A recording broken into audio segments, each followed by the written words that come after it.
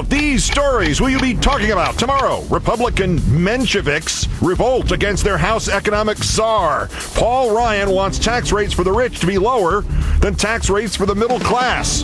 Not enough, says the Republican Study Committee. We want $125 billion cut from this year's budget. Rescind the stimulus. Cut the federal workforce by 15%. We want $2.5 trillion cut in the years to come. Please don't ask us to show our math. In other words, the real meat upfront cuts, though still substantial, about $330 billion, ain't the $2.5 trillion. So what is the more, realistic figure? The more realistic figure than you mean other than what's listed on here? Advice to the fired-up GOP freshman from the Tea Party's key astroturfer? The first thing they can do is manage their enthusiasm. Was that a Curb reference? Ezra Klein on the numbers, Josh Marshall on the political infighting. The president and the State of the Union and cutting Social Security and/or Medicare. New polling overwhelmingly against it. And liberal activists tell the president, don't do it, we've got your back, against the Republicans who will do it. At 59, I'm just trying to make it until I can retire at 62. Now, Senator Lindsey Graham says he wants to raise the Social Security retirement age. Arizona wears its heart on its sleeve for Gabby Giffords. After her office releases this photo, she leaves for Houston and one of the world's best brain trauma rehab centers. She has great rehabilitation potential. I think those three words will sum it up. Great rehabilitation potential, great rehabilitation candidate. One politician knows all about that kind of recovery. As devastating as Gabby's injury is, it does not surprise me, believe it or not, that she's making the progress she's making. Can Giffords come all the way back, too? We'll ask an expert. Repealing health care reform, the poll numbers sink again. The repeal any of it number drops from half to 40%. All the news and commentary now on Countdown.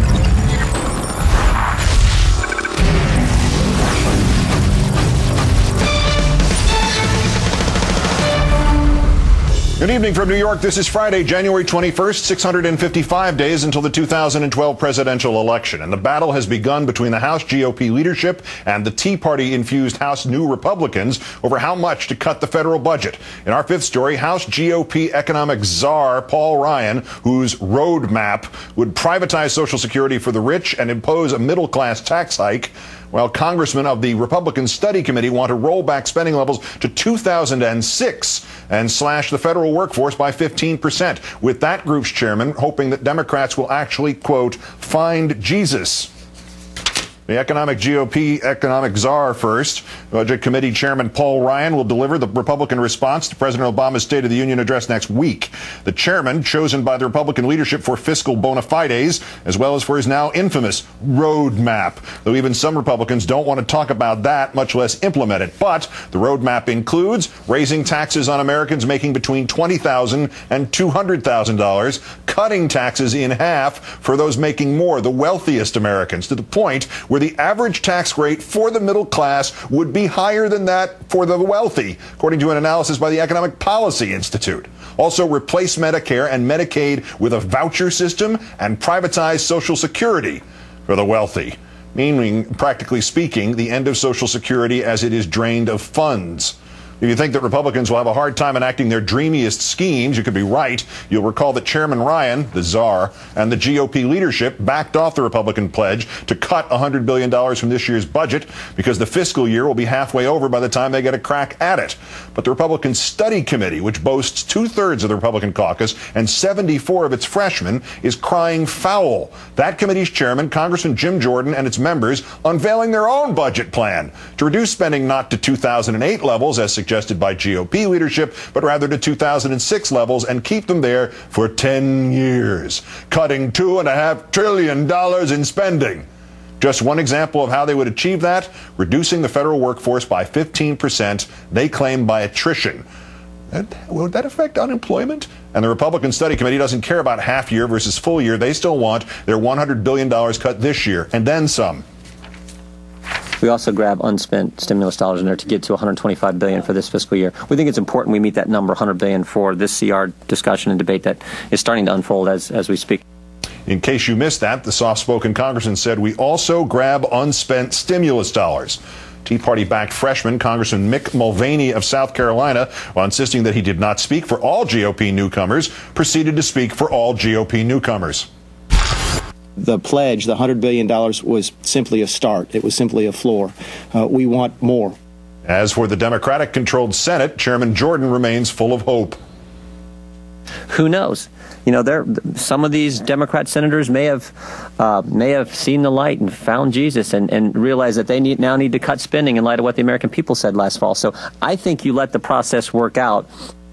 It's Democratic, Mr. Member of the Republican Party. Meantime, one of the members of the Republican Study Committee, Congressman John Campbell, should perhaps not be a point person for this effort. So in other words, the real meat upfront cuts, while still substantial, about $330 billion, ain't the $2.5 trillion. So what is the more, I don't know, realistic figure? The more realistic figure than you mean other than what's listed on here? Oh, boy. Finally, former House Majority Leader and Tea Party astroturfer Dick Armey is calling on GOP freshmen to curb their enthusiasm. Larry, lest they repeat mistakes made by the Republican House circa 1994, quoting, "We didn't manage our enthusiasms, and the fact of the matter is it ended us getting us in trouble. We ended up with that horrible nightmare called the government shutdown." And that hat.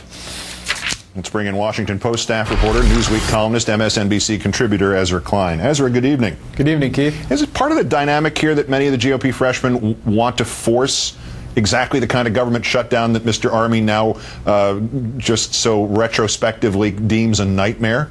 They want to credibly threaten to force it. So Okay. if you're gonna take a hostage, and if you're gonna try to get what you want because you're taking a hostage, you need to be credible when you say I'm going to shoot him. So you can't say we would never let the debt limit expire and then assume the White House is going to give you everything you want. You need to be so clear that you would let the debt limit expire that you have no real conception of how horrible that would be. The White House says, you know, we can't let that happen. These guys over here, they're really crazy, and then they give in to your demands. Before we dissect these extraordinary competing Republican plans, the first intra-party showdown, is it going to be about this $100 billion number with the leadership saying we can't possibly do that, not in half a fiscal year, and the rank and file, you know, sort of going glassy-eyed and just seeing dollar bills dancing in their heads and demanding more? It's going to be very difficult for the establishment, the elders in the House GOP caucus. What's in that figure, that $100 billion, $125 billion figure, is pretty amazing. They privatized Fannie Mae and Freddie Mac in 1 year. Fannie Mae and Freddie Mac are the only things keeping the housing market afloat right now. They are backing 9 out of every 10 new mortgages being sold. They are the only people essentially backing mortgages.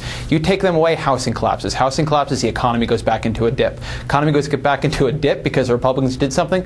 Republicans don't remain in power for very long. I mean, this is a world in this bill where there's no Amtrak, there's no PBS. It's really dangerous stuff. And one last thing on this, an unspent stimulus fund. What that generally means, people in your community are building a road. When that road is finished, they get money. An unspent, when you take that money back, they stop building that road. You just have an unbuilt road there. It's not money people are just walking around with in their pocket. And again, this is stuff that makes real people and real communities mad when they have a half-finished road that's supposed to go by their house. A road to nowhere. A road to nowhere. We haven't talked much about Chairman Ryan's authority to set these spending levels once the current stopgap budget expires in March, but before they pass the new budget. And he really is kind of, to use that favorite Republican term, a czar. How does that work, and does it give the GOP and Mr. Ryan sort of outsized leverage to slash spending?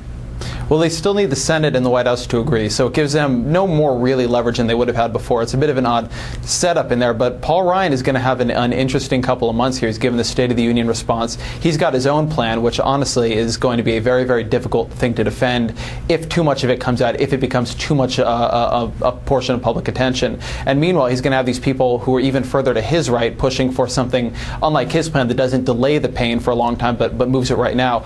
All these folks who have to somehow manage the competing demands of being part of the Tea Party, part of the Republican Party, and part of the government, the folks who are right in the middle of that triangle there, are going to have a real tough time of it, because from what you saw from the Republican Study Committee today, these guys don't want to disappoint the folks they promised massive cuts and massive change in Washington to, and they're probably not going to listen to the folks who've been there a little bit longer and say, no, you got to rein it back, you got to be calm, we're the adults now. And by the way, Ryan's giving one of the State of the Union responses, as we'll get into later on in the hour. Ezra Klein, the Washington Post. Great thanks. Have a good weekend. Thank you. Now let's look at the politics, the internal politics. I'm joined here by the editor and founder of Talking Points Memo, Josh Marshall. Good evening, Josh. Good evening. Policy obviously begets politics. We touched on some of it with Ezra Klein just there. But are the House Republicans fast appointing some sort of conflict, some sort of actual get the popcorn popping, let's sit back and enjoy this? Absolutely. I mean, you know, some of this is natural when you come in on a big wave of enthusiasm. The Democrats had some element of it in 2009 and 2010. I think the key is, though, is that, you know, there's the difference between what the Democrats want and what John Boehner wants, Paul Ryan want. But a lot of what we saw on the campaign trail last year wasn't so much like a platform. It's like performance art. You know, this is Primal Scream kind of stuff. And it's you know, Boehner and the leadership of the Republican Party, they're in a bit of a very tough place, the way that Ezra is saying, that you have people who want to get reelected next time too, and you've got some of those Tea Partiers who would like to, for all the Tea Party stuff, it's kind of nice to be a member of the House. So it's a classic issue of letting some of your core supporters down easy if you can, or ending up with a situation like Bill Clinton was able to maneuver the Republicans into in 1995, where they walked themselves right off a cliff. So a lot of this is going to come down to Obama and whether he has the finesse to manage them into a jam. Mm-hmm. I'm tickled, by the way, by the image of the Primal Scream. That was the second choice for the name of the party, right? The Tea Party, Party, or Primal Scream. Back and forth, yeah. We quoted, and this is an interesting segue from Primal Scream. We quoted Stephen LaTourette from Ohio, ironically enough, who says constituents want cuts in spending, but not my spending. Well, they haven't thrown him out of the Republican Party yet, just for acknowledging that. But is that the greatest political dimension to this that the GOP has to somehow find a solution to? Yeah, I mean, it's the classic issue at the heart of a lot of our politics. There is a lot of broad unhappiness about the fact that the federal budget is sort of chronically out of balance. But people actually, there's a reason why we have a lot of this spending. Mm-hmm. A lot of different people rely on it. Mm-hmm. Some of it they shouldn't need to rely on. Other of it is very key. But it's not there for nothing. And that's the essential issue. And that's the key problem, and it's part of what they're going to confront starting in like a week. As we know, always with the Republican particularly, but Democrats do this too, politicians do it too. The easiest way to solve an internal problem is to find an external enemy. Yes. Is there a goal? Is there one goal that they share that maybe they can pin all of this entire issue of cuts, and either they're not enough, or they're too draconian, or they hurt the wrong people? Is it all going to wind up being sort of hung around the image of Barack Obama? It's all his fault no matter what the outcome is? I think that'll be tough, and President Obama would have to play his cards pretty poorly to get to that place. I mean, what President Obama needs to be thinking of, and the White House needs to be thinking of, is you want to seem reasonable. Yeah, federal budget's in bad shape. We've got to do this and do that. But he can't go so far in their direction that when the reality of what these cuts do start dawning on people and people are unhappy, that the Republicans say, like, me and Barack, we're like this, we're right together. So, but I would, the Democrats are finding out right now that there's something to be said for being in the minority sometimes. It's not all bad. Government shutdown or holding the debt limit hostage, are these realistic possibilities, or is there just too much common sense even in the GOP? I actually think it's a pretty realistic possibility. I'm not so sure about I think the not raising the debt limit is too insane even for some of the new folks on Capitol Hill. But the government shutdown, I think, you listen to what some of those folks were saying a few moments ago, and a lot of the new people in the House are not. A lot of them think they didn't take it quite far enough. Yeah. And that was the problem back in 1995. When they were running an Amway. Yes. Josh Marshall of Talking Points Memo. Pleasure. Have a good weekend. Thank you. Allowed to pick only one thing to cut to try to reduce government spending, a new CBS News poll suggests 13% would cut Social Security, 21% would cut Medicare, and 55% would cut the military. As the State of the Union looms, is the president listening? And the extraordinary news conference in Houston by the rehab specialists who've just gotten their first chance to examine Gabby Giffords. Quote, "She looks spectacular."